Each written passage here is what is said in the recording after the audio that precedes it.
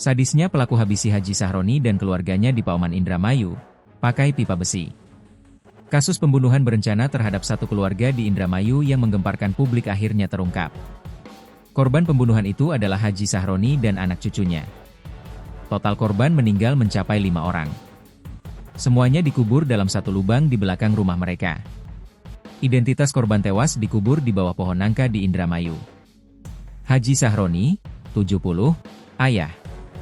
Budi, 43, anak Haji Sahroni. Ais, 37, menantu, istri Budi. Ratu, 7, cucu. Seorang bayi, sekitar 8 bulan, cucu.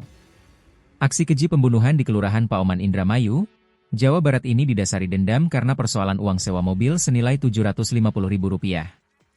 Direktorat Reserse Kriminal Umum, Kombes Ade Sapari, menjelaskan detail kronologi pembunuhan satu keluarga di Indramayu yang dilakukan oleh dua tersangka, R dan P. Cara pelaku menghabisi korban. Pembunuhan berencana ini bermula dari sakit hati R kepada korban Budi Awaludin. Setelah uang sewa mobilnya tidak dikembalikan, R mengajak P untuk melancarkan aksinya pada Kamis, 27 Agustus 2025. Kedua tersangka mendatangi rumah korban dengan membawa pipa besi. Sekitar pukul 23 WIB, tersangka R memukul kepala Budi hingga tewas lalu menghabisi korban lain, sedangkan tersangka P menenggelamkan bayi, 8 bulan, inisial B, jelas Kombes Ade Sapari. Setelah melakukan pembunuhan, kedua pelaku membawa kabur uang Rp750.000, 2 unit mobil, dan perhiasan bayi. Pipa besi yang digunakan sebagai alat pembunuhan kemudian dibuang ke Sungai Cimanuk. Kasat Reskrim Polres Indramayu, AKP Muchamat Arwin Bacar, menambahkan bahwa kelima korban dikubur dalam satu lubang berukuran 1,5 x 4 meter dengan kedalaman 2 meter. Awal mula penemuan jenazah. Penemuan 5 jenazah keluarga Haji Sahroni itu bermula dari tetangga yang tak dibalas-balas. Awal mulanya, Ibu Ayu yang tetangga sebelah persis coba menghubungi Bu Is. Mereka kan sering komunikasi, tapi sejak Kamis tidak dibalas.